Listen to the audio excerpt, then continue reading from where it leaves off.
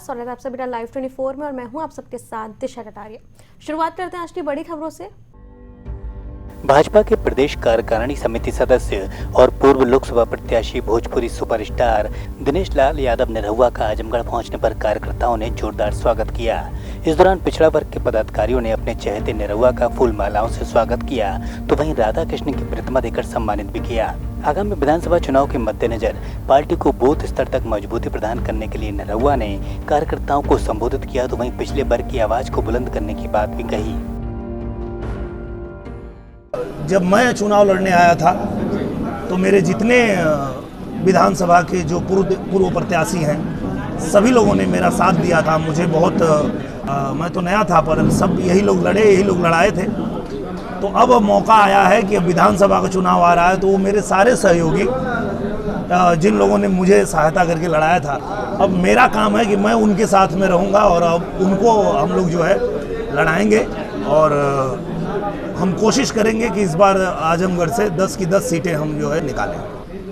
मुझे लगता है अखिलेश यादव जी किसी को टक्कर देने लायक बचे ही नहीं हैं। उसका कारण ये है कि वो बहुत ही पीछे चल रहे हैं। दुनिया बहुत आगे निकल चुकी है और परिवर्तन संसार का नियम है। जो परिवर्तन के साथ नहीं चलता है उसको प्रकृति उठा के फेंक देती है।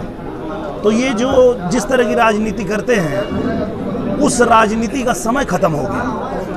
आज के डेट में, आज के समय में दुनिया बहुत आगे निकल चुकी है। अलग तरह की राजनीति चल रही है, विकास की राजनीति चल रही है, लोगों को आगे बढ़ाने की राजनीति चल रही है। अब जातिवाद, परिवारवाद ये अब इस देश में क्या दुनिया में कहीं चलने वाला नहीं है।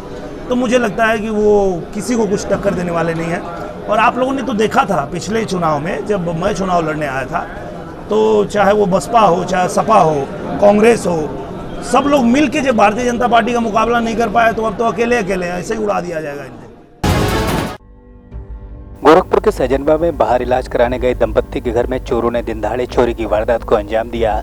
तो इस दौरान कमरे का ताला तोड़कर 1.5 लाख रुपए की नकदी के साथ जेवरात पर हाथ साफ किया और चोर फरार हो गए। तो पुलिस ने चोरों पर मामला दर्ज कर तफ्तीश शुरू कर दी है। तो बता दें कि दंपत्ति 1 घंटे के लिए घर से बाहर गए थे, तो मौके का फायदा उठाकर चोर घर में दाखिल हुए और वारदात को अंजाम दिया। तो पुलिस जांच जारी है।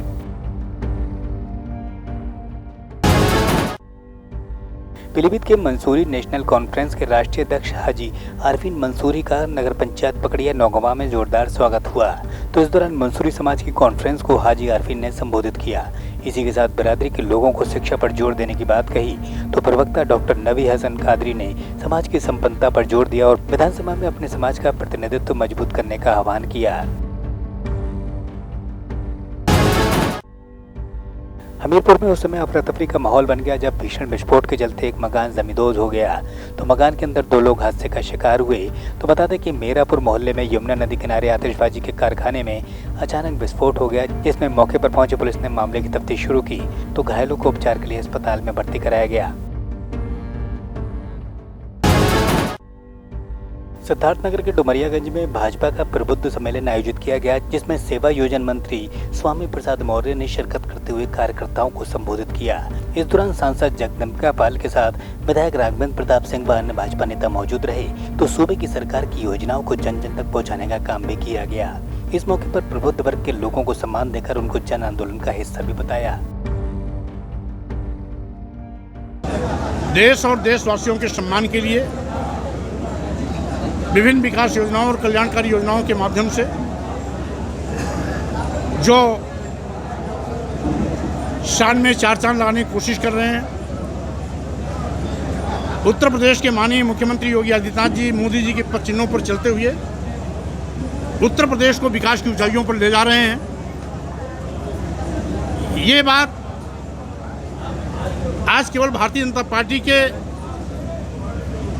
मौलिक कार्यकर्ता ही नहीं बल्कि प्रबुद्ध वर्ग के लोगों को आगे आकर के इसमें हिस्सेदार बनना चाहिए, क्योंकि प्रबुद्ध वर्ग एक ऐसा वर्ग है जो समाज को दिशा देता है। इसलिए आज इस डुमरियागंज में भारतीय जनता पार्टी ने कोशिश की कि वो प्रबुद्ध वर्ग के सभी लोग जो भारतीय जनता पार्टी के पदाधिकारी नहीं हैं, कार्यकर्ता भी नहीं हैं, उनको इसमें आमंत्रित किया जाए और ज़्यादातर कोशिश किया गया कि ऐसे लोगों को यहाँ पर आमंत्रित किया गया है। हमारी चाहत है कि प्रबुद्ध वर्ग इस नेतृत्व की बागडोर अपने हाथों में ले और साथ ही साथ जन आंदोलन का हिस्सा बन करके उत्तर प्रदेश और देश को ऊंचाइयों पर ले जाने में सहयोगी की भूमिका निभाए। सिद्धार्थनगर में महिला समूह के कार्यों का निरीक्षण सीडीओ द्वारा किया गया तो समूह की महिलाओं से बातचीत भी की गई। तो वहीं सैनिटरी पैड मशीन ऑपरेशन को भी देखा गया। तो महिला समूहों को प्रोत्साहित करने के लिए ग्रामीण क्षेत्रों में शासन की तमाम योजनाएं संचालित हो रही हैं, जिसकी जानकारी दी गई। तो साथ ही नीति आयोग की अहम भूमिका को भी बताया गया। समूह की महिलाओं द्वारा जो अच्छा कार्य किया जा रहा है उस कार्य को देखने के लिए और उस कार्य को हम कैसे प्रोत्साहन दे सकते हैं, क्या उसमें और बेहतर कर सकते हैं, आज उसको देखने के लिए आज यहाँ देखा था। आज सैनिटरी पैड मशीन जो यहाँ पे निर्माण के लिए लगाया गया है तो वो काफ़ी एक अच्छा एक प्रयास समूह की महिलाओं द्वारा है और अभी तक वो 25,000 पैड जो है वो बेच भी चुकी है, उससे काफ़ी आमदनी भी कमा रही है। इसी को हम चाहते हैं कि हम प्रत्येक ब्लॉक में इसको लागू करें, इस मॉडल को। उनके मार्केटिंग के लिए हम अपनी तरफ से भी बड़े दुकान वालों से सीधे जो रिटेल मार्केट होती है उनसे, ऑनलाइन जो मार्केट होती है उनसे, उसके माध्यम से हम प्रयास करें कि पैकेटिंग और अच्छी करके इसको और बेहतर जो है इसकी बिक्री की जाए। बाकी भी 2 समूह की महिलाओं से हमने इंटरेक्शन किया यहाँ पर, जो बीसी सखी का काम कर रही है और जो राशन की दुकान चला रही है। उनकी समस्याओं को या उनकी कठिनाइयों को और आगे वो क्या करना चाहती हैं उनको समझा, जिससे समूह का जो एक काम है उससे महिलाओं की आमदनी बढ़ती है। वो स्वावलंबन के लिए जैसे कि शासन की मंशा बहुत आवश्यक है, इसलिए समूह की महिलाओं पर अत्यधिक फोकस भी सरकार का है।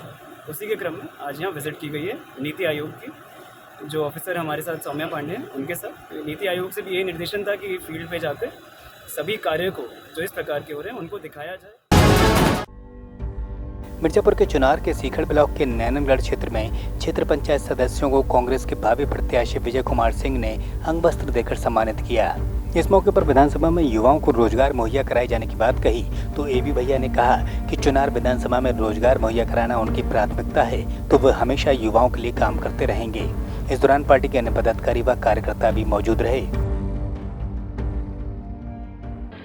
उद्देश्य ये है कि हम जन जन तक जितने भी गांव हैं या जितने भी गांव में जितने भी घर हैं लोगों के जन जन तक पहुंचना ही हमारा मेन बस है। अभी आज यहाँ पे प्रधान और क्षेत्र पंचायत सदस्य को सम्मानित करने का आपका क्रम है, तो इसके पीछे क्या है? आज हम प्रधान और बीडीसी जैसे जो नवनियुक्त निर्वाचित हुए हैं या जो पुराने रह चुके हैं, इन लोगों से मिलना ही मेरा मेन मकसद था कि हम इनसे मिलें, एक जगह मिलें और अपने बातों को अपने विचारों को उनके सामने व्यक्त करें।